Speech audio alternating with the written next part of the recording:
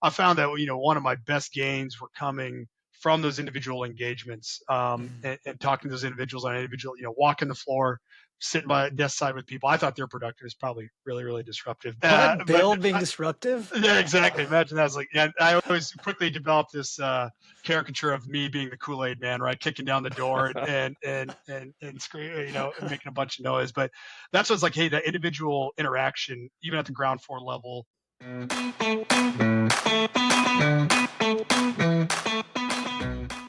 This is Craig and Andrew, two Ranger qualified Army officers with MBAs, here to help you improve your business through leadership. Each week, we'll deliver easy lessons from the battlefield to the boardroom on how to improve team performance. If you're a leader or want to be, this is the place for you. Welcome to the cohort. Disclaimer: the views in this podcast are those of the authors alone and do not represent the views of the Department of Defense or the U.S. Army. Hey, everybody. Welcome to Command Post Cohort. I'm Andrew. Hey, you got Craig here. And today we have got a great show for you. A special guest, one of my best buddies, Bill Helmsing. He is the co-founder and former COO of Apptronic, now valued at $1 billion, and now of Iron IQ, which is a software as a service company for oil and gas companies. So really interested to find out what SCADA means, Bill. I can't wait to hear about it. So Bill, why don't you introduce yourself and tell us a little bit about your journey? Yeah. Oh, yeah. We'll jump in. And Andrew, Craig, I appreciate you inviting me on and bringing me on. Got ready for a pretty good time here. So I think, Andrew, kind of your point, I think we could talk about SCADA. To quick background on me, I graduated from West Point in 2007. Right after that, joined the Army as you're required to do. Joined as an infantry officer and was with the Army, active duty Army, for about 8 years after that. And I think my first duty station was Fort Wainwright, Alaska, and that's where I linked up with Andrew when he was stationed up there with us. And we had a lot of fun up there crawling around central Alaska and thinking we're good fishermen and mountain climbers. No, so spent some time up there in Alaska. I was a platoon leader for infantry platoon up there. I later moved on after a couple stops to Fort Drum, New York, with the 10th Mountain Division. When I was there, a couple more deployments. I was a logistician and also a security force advisory team leader that we deployed to Afghanistan as part of a advisory group over there. And then later, once we got back home station at that deployment, I did company command for a rifle company there and did that for about 15 months. And then shortly after that, I wanted to try to jump in the great unknown of the civilian workforce. And so I got out of the active duty Army, joined the reserves, and then and started my civilian career. And that was back in 2015. And then quick cap after that, I think in 2015, I met my wife then. She was just getting on into the Army as I was getting out. So I immediately signed on to become a military spouse and followed her down to Fort Hood, which is, I think, Fort Cavazos now, down in Central Texas. And so that's how we ended up in the Central Texas area. And I know I wanted to go to grad school. And then you guys would appreciate this. What does every officer do when they get out of the Army? They go to business school. Well, I was going to be different. Yep. Right. So I was going to be better than everybody else. And so I jumped onto the mechanical engineering graduate program at UT Austin. Not a great decision. Worked out for me. I was struggling early on, but I was quickly on academic probation. And but anyway, while I was there, is during that crucible, I met a couple other individuals. Nick Payne, a postdoc researcher there, and also Jeff Cardenas, who was working with University of Texas and completed their entrepreneurship, our Master's of Science in Technology Commercialization down there. We joined up, and Nick had this idea for a great robotics company, and we joined up and put this company together. And I stayed with him for about 7 more years, growing and building that company. And then into 2022, beginning of 2023, kind of had a life decision point. I needed to get back to Western Colorado where I grew up. And Apptronic was just getting ready to close a pretty massive seed round of funding at that time. And they needed an operations leader that was going to be on the ground every day, helping them navigate that. And I needed to kind of get home and be with family. So left Apptronic all on good terms. And then, while I was down here, I linked up with Iron IQ, and they needed a COO in the tech field. And I was able to join them and jump from one startup right into another. And so I've been with Iron IQ for the last couple of years. So long narrative, but that's the runs around the world where I'm at now. There's a lot of good things in there. Yeah. And I guess you just like cold places, huh? Is that what it is? I hate the heat more than I like the cold. So that's I think we were not sad to leave the Texas weather. Texas Yeah, itself was pretty awesome, but yeah, we're happy to get out of that. So fair yeah. enough. Yeah, we appreciate you joining us, and really curious to hear your thoughts on making that transition from Army officer over into leading a civilian company and what that was like, because I think that there's a lot of times transitions are difficult on the individual level, but when you're doing it as a part of an organization and from a business aspect, what was that like as far as leadership, the challenges or maybe just differences? Maybe one was not harder or easier, but one, just the frictions that you experienced through that. Yeah, no, great question, Greg. And I thought about it a lot, and it's something to kind of reflect on. And when we first started getting Neptronic, it was three of us, smell each other's armpits in a very small office, and so the leadership challenges weren't there, just more about hygiene and get along with each other. And then, as that company kind of steadily grew over the next several years, and I kind of, grew with them, and all of a sudden stuff like leadership and beyond just peer leadership and stuff like that started mattering. You start building small teams and stuff like that. And so Mhm. quickly tested very early on, as we started hiring some people. And I think, one of the things you guys can appreciate too is that there is a stereotype of the military leader, right? The knife hand, the follow me over the hill, the Yep. screaming and yelling at push-ups. And we always got to be very careful to not like feed into our own stereotype, because those are tools that are in our tool bags and not the only tools that we have. But yeah, it's definitely something that you got to kind of fight that paradigm or fight that stereotype sometimes, and how you approach it. And I think, one of the things that was most striking to me early on is that, we're hiring very, very small team, very, very intelligent individuals, fresh out of grad school, maybe a couple of years industry Mhm. experience. And, you have this very close knit relationship and dialogue with them. And, you think about it, especially when I was coming out, I just got done with company command, you know, 150, 200 soldiers in that unit. You're leading them all. You got a lot of responsibility.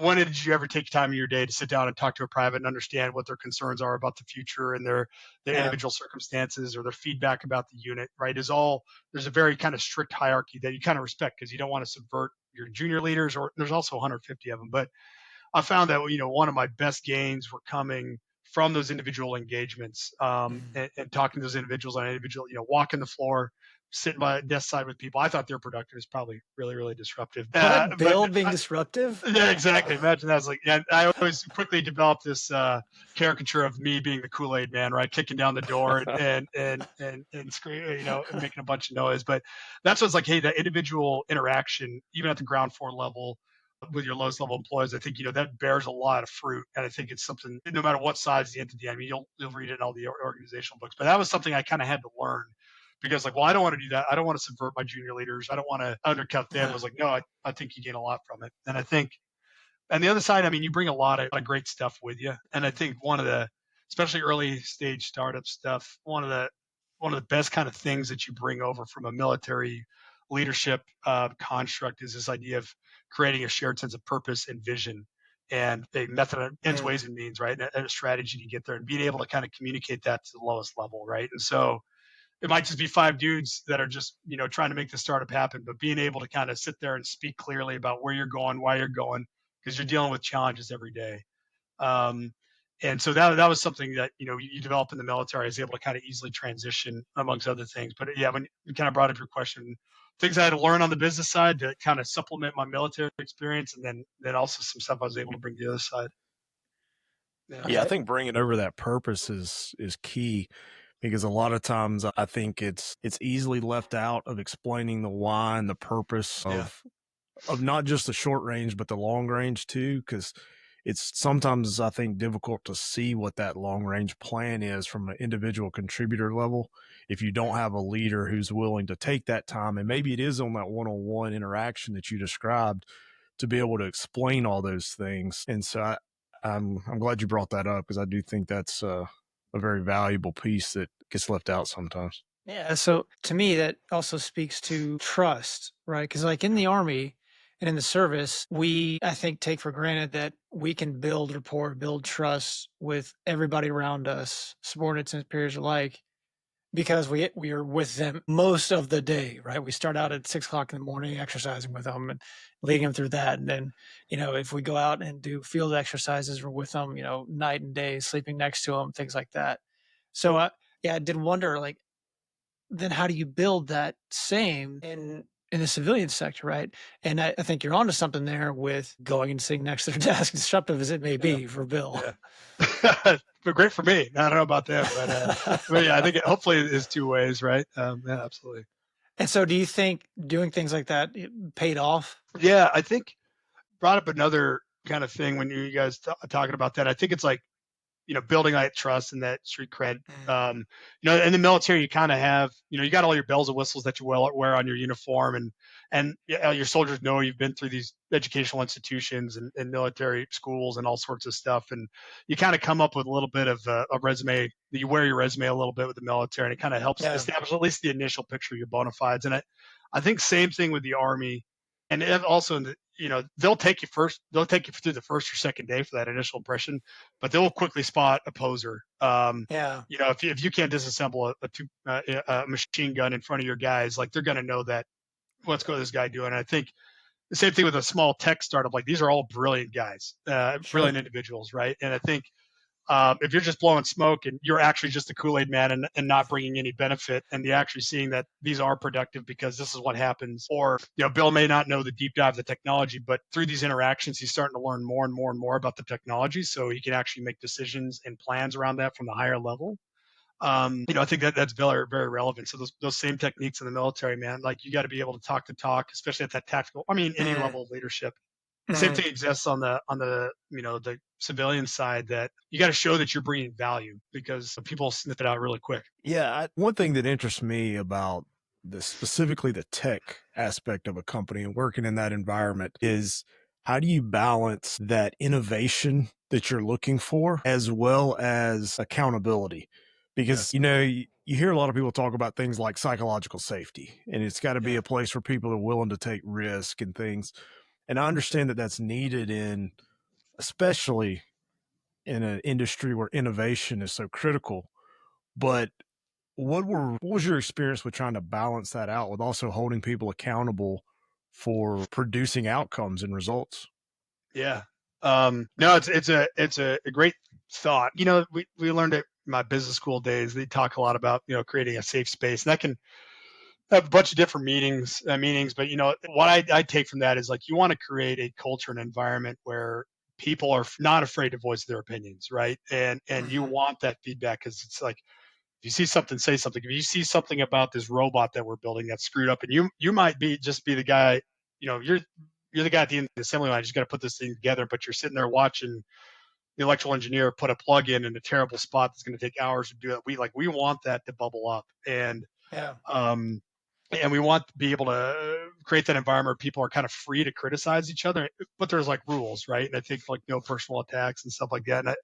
It's never personal. It's all about the ends. And so I think kind of creating that culture where, on the tech side, or even if there's, environmental issues, or I have a bad leader or something like that, you want that stuff to bubble up to the top. And I remember even the last day, our CEO, Jeff would have those one-on-ones with individuals. He'd just grab people off the floor and come talk to them. And that's how he'd suss out problems. And he'd builders circle on the org chart. There's a problem here. And I go take a look at it. But I think that's important to kind of create that culture where people are free to say something, both on the technical innovation side and also just on, just the company culture side.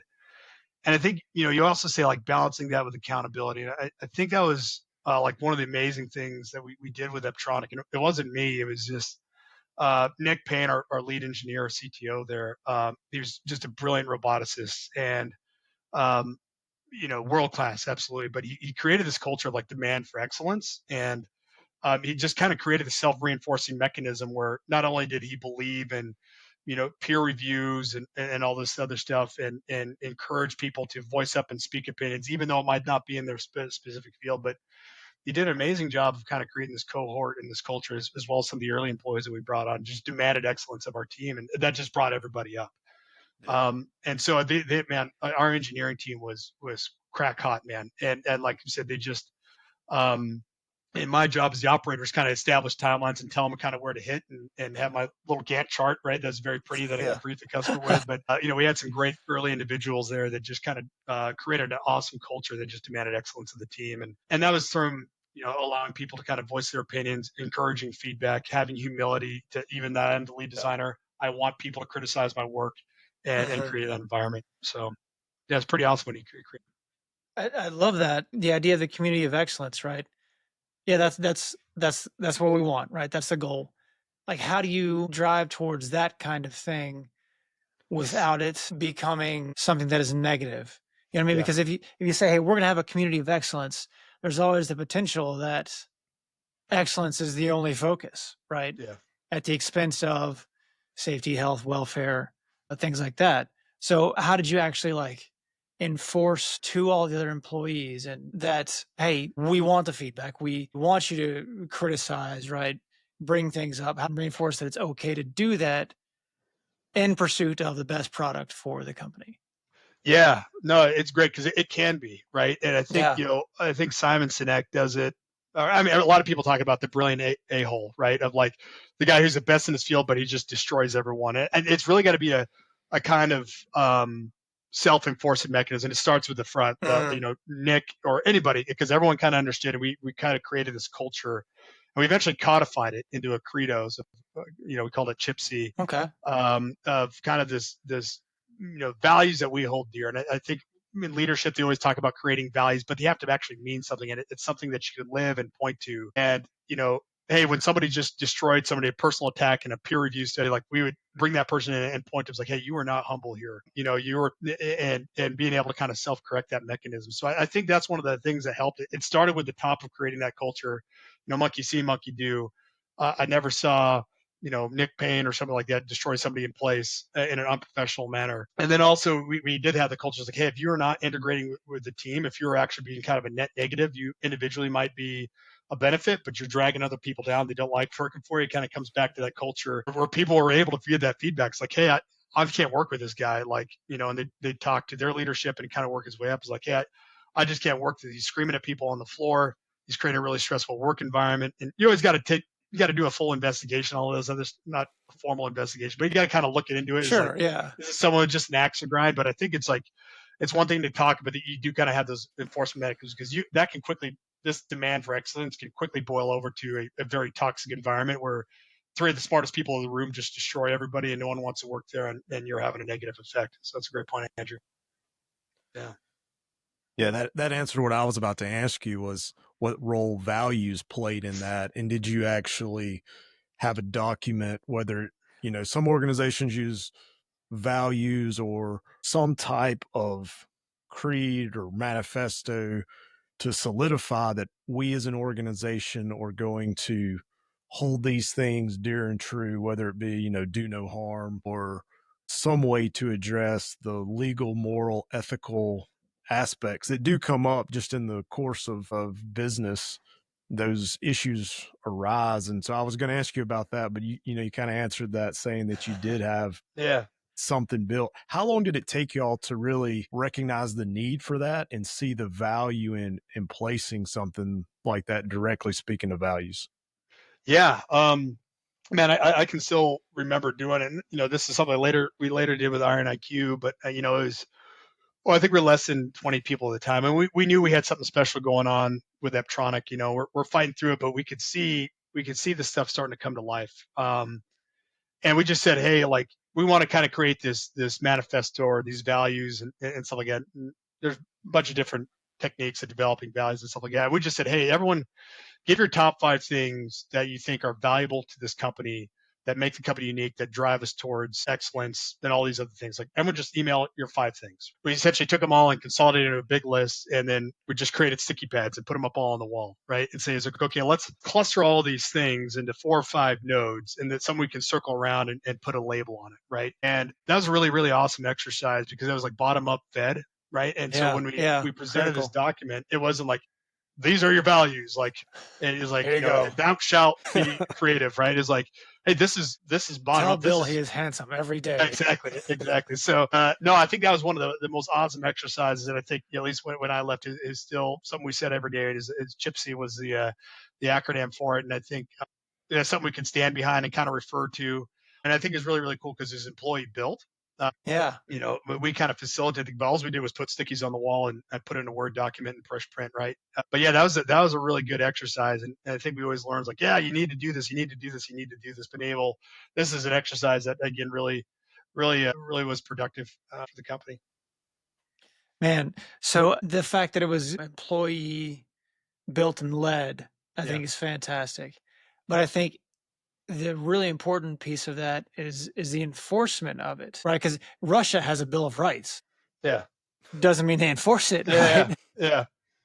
So like the fact that you publish these standards, right? Standards of behavior and that you then enforce them, right? Because when when the Delta operators in the Army were first standing up, right? They had on the walls and no negligent discharges. That's where you accidentally fire a weapon. And one of the new guys in the very small element that was just the startup within the Army, it was an officer, a senior officer, accidentally fired his weapon. And everybody looked at the commander to see what would happen. He said, "Okay, you got to go." So, because that was the rule, right? Yeah. So I think, yes, you got to have that value chart, that guidance, those standards for behavior, and then you got to enforce them, right? Yeah. Yeah. Yeah, and I think there was a guy by the name of Joel Trammell did another leadership course, and we talked about a little leadership training earlier before we started here. And I mean, he kind of hit on some of this stuff, and he's the one that got some of these juices flowing. It's like you got to say it so much. These manifesto, these values, these missions. You got to say it so much, but it almost comes cliche, right? It's like that's when when people are kind of joking around with it. Like they're not making fun of it, but like that way, it's not just sitting in the bathroom wall or the break room wall. You just got to keep hammering it just so to kind of instill it. And I think that was very powerful too.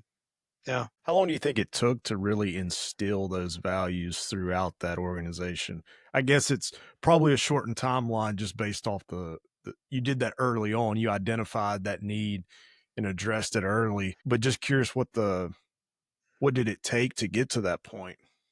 Yeah. Yeah, it's because I think, at least in our case, Craig, it was kind of already there. We just codified it, right? And I think it was, That's fair. Important thing that I think someone once told me too is that we hired that in when our first several hires were all engineers and stuff like that, and we hired that in. It kind of subconsciously hired people that kind of met and lived our values, and then later it was like, hey, like there's something going on here. Let's do this, and then we're going to kind of use this as a guideway for future hires and stuff like that. And so that not everybody can do that. No, a lot of times you're coming into an organization trying to create that. And so I think kind of the latter part of what I was just saying is like, yeah, it's one thing to talk about it, but put it on the wall, talking about it. I think we even found a way to kind of bring it into to our evaluations, our annual evaluations that we're doing. It's like, all right, let's list out the values. How did this individual live up to the values? And we also did kind of this peer review. I think the Army tried this for a while. They might still be doing it for field grades or something. We go, okay, we're going to the person that left, and if he thinks that you're just terrible to work with, he's gonna put it right here in the line and give them that opportunity. So there's a little bit, and I don't know if it worked perfect, but we just making that as part of like every single thing that you do, and eventually people are going to start taking rhythm, and especially the enforcement mechanisms or also the reward mechanisms. And I think the carrot's just as powerful or more powerful than the stick. Is like, hey, this individual, so great creativity. They found a unique solution that saved us X amount of time and money. A round of applause for this individual. So I think using the carrot definitely helps as well. Yeah, and I think that's interesting to tie it into the performance evaluations, because that's a way to really establish that not only is this a standard, it will be enforced, it is going to be addressed by leadership to make sure that we're maintaining this culture amongst ourselves. And so that is I think, an interesting way to, bring it full circle. And it's not just a motto on the wall, but it actually comes out to an evaluation. And, is this guy really performing, or has Craig been slacking off and not been holding up his end of the deal? And we're going to call him out on it, as you should. Yeah, for sure. Yeah, it's just, you got to do it every day. I mean, not literally every day, but you got to live it and breathe it every day. Okay, so Bill, you've had all these leadership experiences, kind of pretty varied, really. And so now, as as a new person that was just on the line or the floor, right? And now he or she comes in one day and they're the shift supervisor. Congratulations, you've got the team. How are you going to coach them on their leadership journey to start out?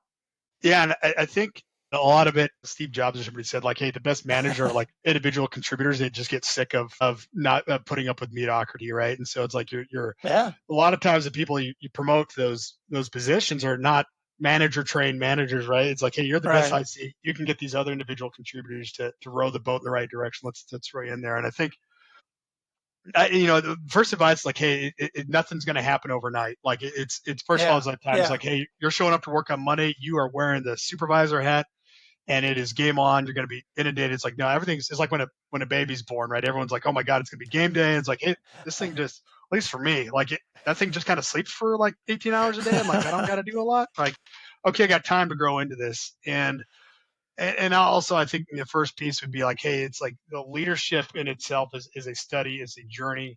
No one ever stops, and everyone has had to start with their first team lead position of 3 or 4 people, and a lot of this stuff, especially for early on, is man, it's just common sense yeah, and just yeah. take what you know is right and just kind of work with the team, right? And so it doesn't have to be super hard. Everyone starts somewhere, right? And I think it just starts with just start thinking about it, right? And I think when we're getting ready to promote new individuals, I would ask, like, what's your leadership philosophy, right? And they're like, what is even leadership philosophy? It's like, hey, it's a great question. Let's kind of work through one together. And what does that even mean? And I think it just kind of starts like just starting to think about it, listen to a podcast or something like that, and just start kind of getting your brain thinking about, hey, what are my responsibilities? How do I motivate individuals? How to provide direction, stuff like that, and just start kind of thinking about it on podcasts. And then it's really a journey. I think it's when it comes to leadership, it's definitely one of those things that it's an art and science, right? It's just Yeah. something that you got to kind of study, and people are always evolving, right? Everyone's always the good leaders are just constantly evaluating themselves and trying to learn new things and stuff like that. So I'd say it starts small. Nothing's going to happen overnight. And you're going to be able to grow into the role over time. I don't know if that's good advice, but it's something I would No, say at I least. love it, Yeah. man. Because you're right. Like the three of us, like we've been baked in leadership for Yeah. over 20 years, right? So it takes time, right? Yeah. Every little bit. Yeah, and I think that, when I think back to first early leadership positions, we maybe as military officers take it for granted that we had essentially 4 years of leadership training Mhm. Yeah. before we ever got to like our first, what I call my first real job as a platoon leader. It Yeah. was, 4 years, whether it was, in your case, West Point, us at ROTC, there was a lot of training that led up to that. Whereas you have a lot of people in the business world that go from individual contributor to leader in a 24-hour time span with no training. And they're probably basing that off their previous experience and what they've seen work well or not. But there is no formalized training in a lot of places. Some places do have it. And then I think the next big step in that leadership journey is going from being a leader to a leader of other leaders. And when Mhm. your direct reports are no longer individual contributors but have their own teams, I feel like you have to kind of shift some of your leadership styles a little bit, and a little bit of maybe the philosophy itself doesn't change, but that new leader has to be aware that there's a whole nother level of leadership going on beneath them. Like you mentioned earlier, you don't want to try to circumvent that or cause any harm there, but that's a new aspect for a lot of people. Did you ever run into any situations where that was maybe someone who had experienced leading individuals but not other leaders? Yeah. I mean, especially on the commercial side, I think myself and then also kind of managing um, some of the down chain. I think it is, and I think when you talk about the Army, there's a lot of preparation. That you spend 4 years in your pre-commissioning source, and you're ready. You're ready to get out of the gates, and just you're begging for the opportunity. And then you kind of leave. You go to the schoolhouse. You come back, and you take the next level, and you go. And so the Army's kind of really they kind of developed the model, the institutional, the organizational, and the educational kind of learning systems for this leader development. And a lot of that doesn't live on the civilian side, right?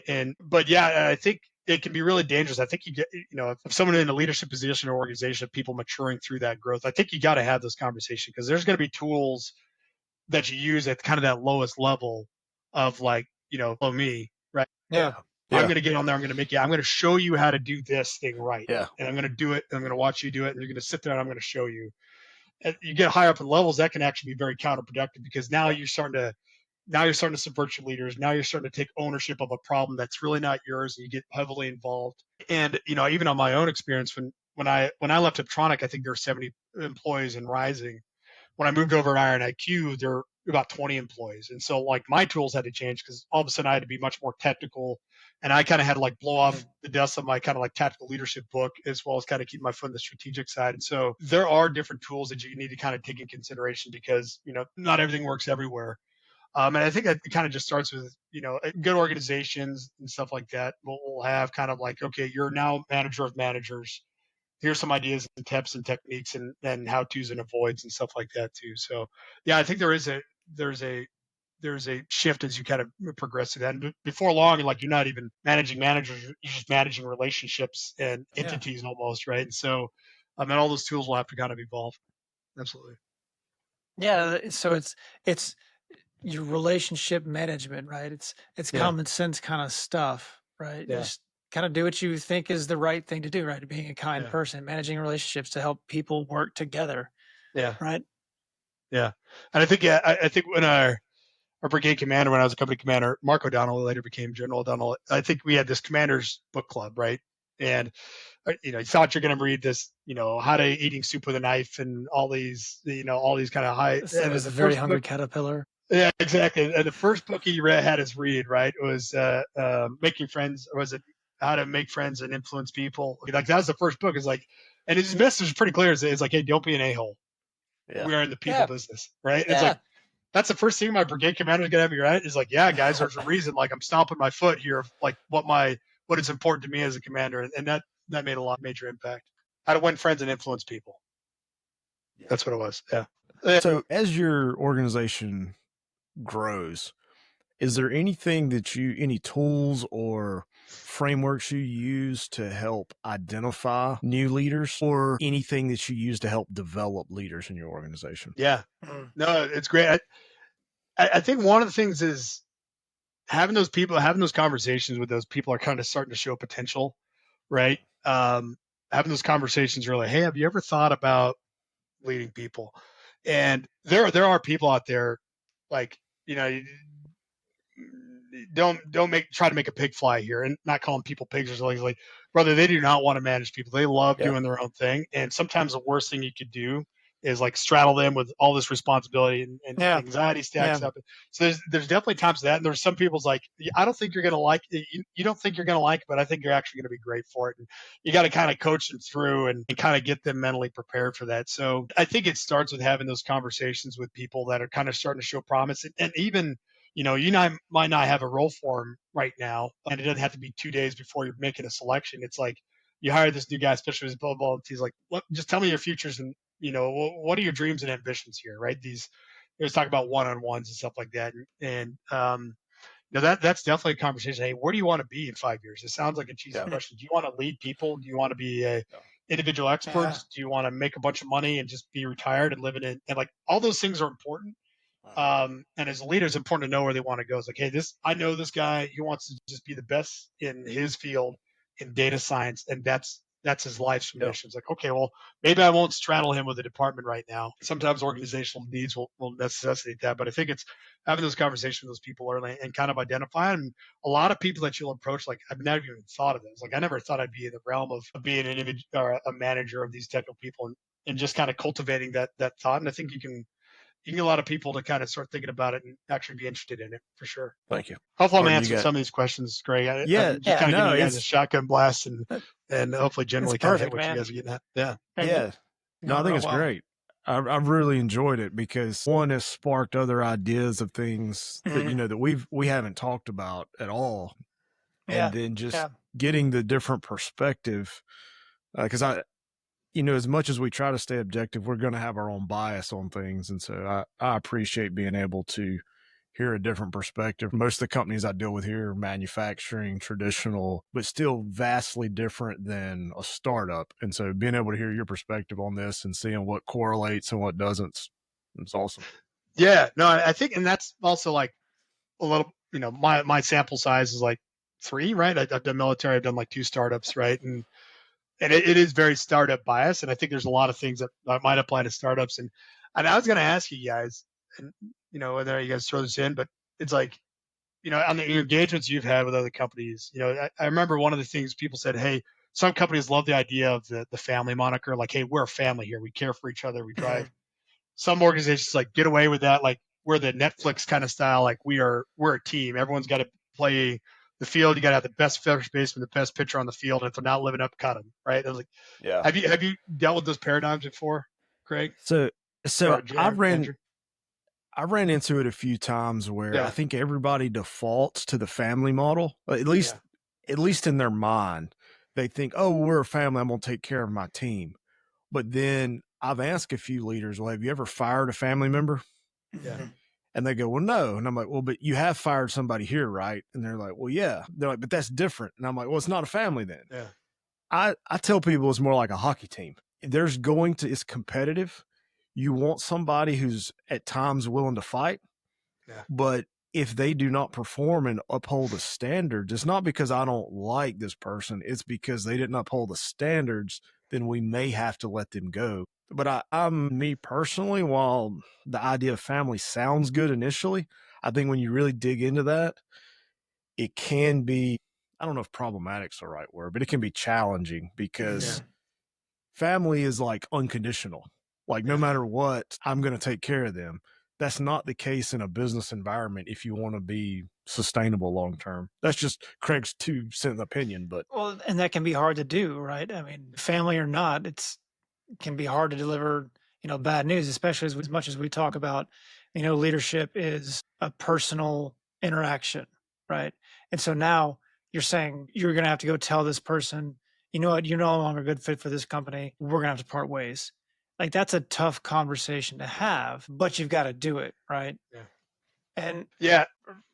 I remember thinking about that a lot, right? Like everyone loves the family. Like, hey, you got each other, you care for each other. Like we're all going to get through thick and thin. And I've always liked the sports team mentality, right? And people's like, well, it's like you just got to cut people if they're not good. It's like, no, I mean, yeah, but there's a lot of good things that come with that team metaphor, right? Of like, but you retrain them first. Yeah.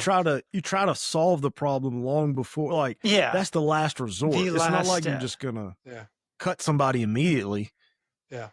So, and I started thinking about that too. I think one of the things that I think was one of the kind of areas that were like most new to me on a startup and business management role is this idea of, especially different from the military, is the idea of hiring, firing people, right? And I think that is not really a tool set you have holistically as a commander or in the Army. You do kind of like you can chapter, but that's a month-long process. You don't know who's going to show up in your formation when the new privates come into on the bus, right? Like, somebody farms about, they just show, hey, like you're on. So you don't really have, elite units and stuff like that, much different. But I think from the line where a lot of us came from, and it's like, thinking this whole hiring and firing and managing is just like this whole new thing that's not really taught in the military. There are good aspects of like, we teach, coach, and mentor, all this stuff. If you have somebody trouble, like it's that leader's responsibility. And that was one of the things that we brought over. Is like, hey, where's Jim? Why is he not showing up? Well, I don't know. Well, he's like your guy, and he keeps failing in. Like, I'm looking at you, like manager, right? Yeah. Like, well, I don't know. It's his problem, right? Like, it's like, no. Like, it's on your team, man. Like, you go be a leader, right? And so, well, yeah, but that's right though, right? Because like now that Jim's out, that directorate is not producing. Right? Yeah. Or not producing at pace. Yeah. So that's a problem. Yeah. What are you doing about it, leader? Yeah. Yeah. And I think, and it was, so we brought some tools up, but the whole idea, like the hiring could be really, really tough. There are stuff to be done. It's like, hey, if we clearly set expectations but and giving this person an opportunity to succeed, you absolutely got to take that stuff in. But I think eventually it's like, hey man, we got to make a business decision here. Like this is a team. The first baseman keeps flubbing the ball. We got to make a decision here. And so, but yeah, I think that was just another kind of component that is much different, civilian versus military. Some similarities and stuff like that, but pretty interesting. And I think that's correlates very well with the values you kind of talked about earlier, right? Are you upholding our standard, right? Yeah. And it may be, like you kind of brought up a little bit earlier, that they are just not fit for that role. Maybe after talking with them, right? And like I said, firing person is the last step. Yeah. So maybe before that, you start picking up the problem, you can maybe find a different role for them. So not necessarily jumping straight to you're out. Yeah. Right. Yeah. And especially, and I think, the thing is like playing to people's strengths. Like, hey, why are you struggling in this role? Like, hey, I am just not that good at doing X, Y, and Z. Okay, well, let's find something with that. And I'm going to play to your strength versus trying to overcome your weakness. And I think there's a lot of discussions in leadership forums about that. And I think that's very true too. Is like, hey, find out what people are good at. Let's find opportunities that can play to their strength versus you have to fix this or you're not going to be successful in this role. Yeah. I mean, if you have that luxury, sometimes it's a great choice to have. Yeah, because I've heard before, no matter how good of a coach you are, you'll never coach a fish to climb a tree. Yeah. Mm-hmm. Yeah. And so it is like, but they're great at swimming, so just give them a swimming job. Give a swim role. Best swimmer in the organization, right? And I think those are sometimes the most rewarding things where you see kind of someone struggle and you kind of make some tweaks on duties, responsibilities, and stuff like that. And everyone's playing to their strengths. And man, that fish is swimming and he's happy and he or she's crushing it, right? So there's absolutely something to be said about that. Well, before we let you go here, Bill, I am gonna tell a little story about you. Uh-oh. Yeah. So there we were, right? Climbing down a mountain in Alaska. You might know where this is going, Bill. Oh yeah, I think so. This is a story of resilience. Yeah. Just speaking about resilience. So down climbing, you remember the name of the mountain, Bill? It was Item Peak, wasn't it? Item Peak, that's right. Yeah. So we were 4 miles up this mountain, and on our way down, in our mountaineering boots and skis, trying with 40, 50-pound packs on, which now that I say it out loud doesn't really sound like a great idea.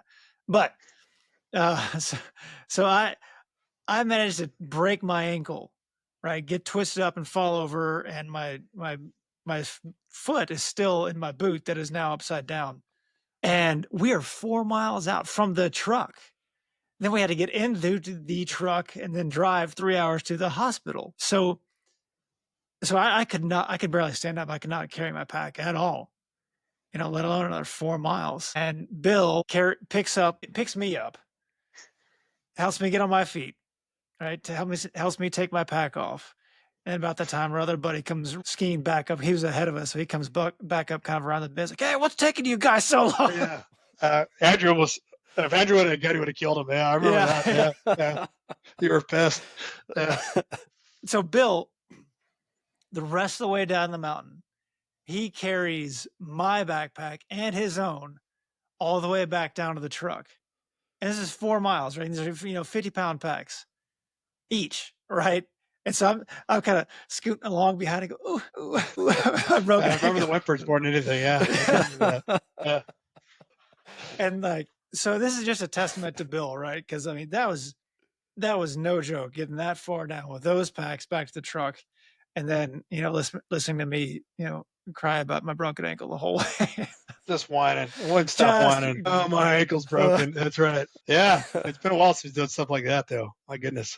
So point is, listeners, you need to listen to this guy. He's knows what he's talking about. He'll carry your pack for you if you break your ankle and you're a weak little boy like me.